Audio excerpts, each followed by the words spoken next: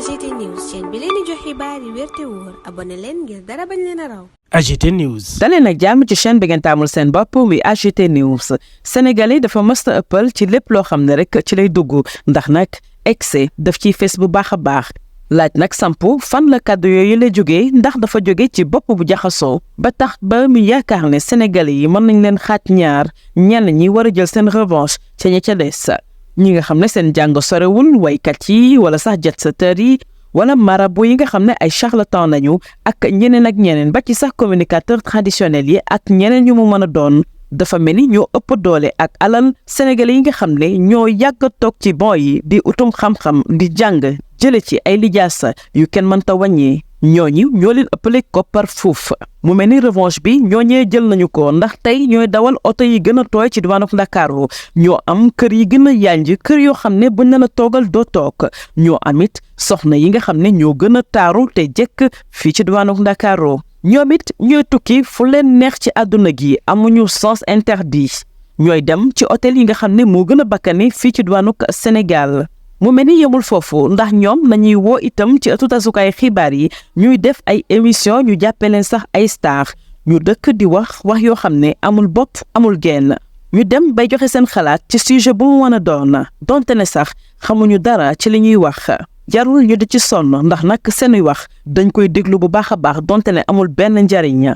wax ju bari ji nga xam ne moom nañu dëkkee fi ci réewum Sénégal tax na tey ñu def leen ay kilifa rawatina ci ëttu tasukaay xibaar yi ñu bari ci ñoom tey ñu ngi ci langu politique gi xam nañu ni bu ñu ne tekk yëngaluñu dara foofee la lépp di tàbbee géej moo tax lu ñu mën ñu ngi koy def ngir mën a exister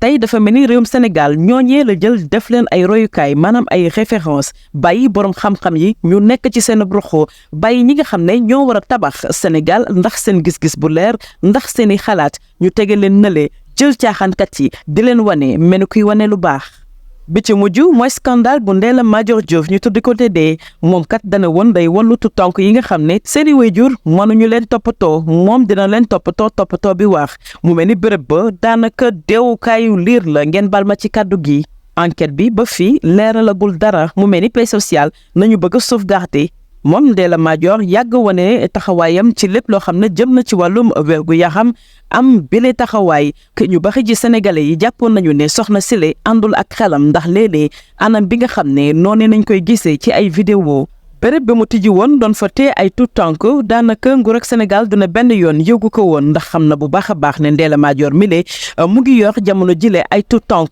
fesal na ko fu ne muy ci xarala yu yees yi rawatina gan yi nga xam ne da leen doon di faral di dalal ca kër googu li ko weer bëccëgu ndar kàmm mooy vidéo bi nga xam ne ñenn ci ñi ko doon liggéeyoon jëloon nañu ko ci benn tout tànk boo xam ne sonnoon na lool la gune googee sax fi mu mujjee daanaka neexul benn sénégalais tey bu doon atte la bu ñuy teg daan ay coupable nguur ak Sénégal du ci des ginnaaw waaye nag Sénégal moo li bindoo mu ne woon rubrique kàccoor bi ci yéenekaay bi di Le Témoin. AGT News. Ces excès bien sénégalais. C'est devenu une ritournelle tellement éculée qu'il y a des gens qui la prennent comme parole d'évangile. C'est cette formule creuse, sortie je ne sais de quelle tête tourmentée, qui stipule qu'une catégorie de Sénégalais a pris sa revanche sur une autre. Disons des analphabètes, musiciens, jet-setteurs à la noix, marabouts charlatans, saltimbanques, hableurs, communicateurs traditionnels, etc. Sur ceux qui ont usé leurs culottes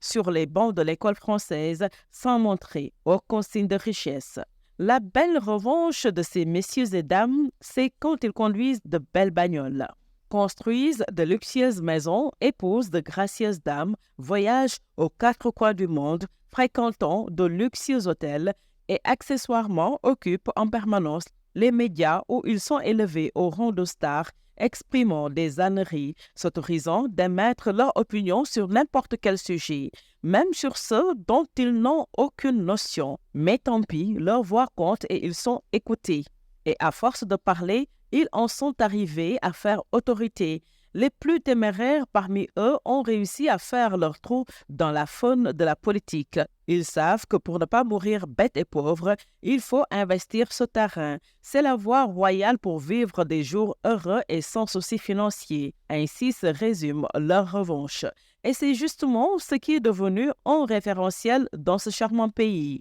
C'est le signe de la réussite qui leur donne le pouvoir de la parole. Toison leur monde, l'un parmi ces gens bien ordinaires a été sous le feu des projecteurs à travers un centre où il prétendait soigner des âmes perdues. Un lieu qui s'est révélé être un véritable milieu où l'on brisait des vies. L'enquête n'a pas livré ses secrets, il fallait préserver la paix sociale. Les mêmes faits pour celles qui s'autorisent de parler de santé sans avoir l'autorité. Elle n'est pas n'importe qui, elle flagellait nos consciences par son impertinence qui frisait la folie. Sans mouroir, l'autorité ne pouvait ignorer son existence. Mais elle a préféré fermer les yeux. Sans cette vidéo devenue virale, la liste macabre allait s'allonger. Au rang des coupables, l'État doit bien tenir sa bonne place. C'est ça aussi, nos sénégalaiseries. Telle est la rubrique de Katurbi parue dans le quotidien Le Témoin. AGT News.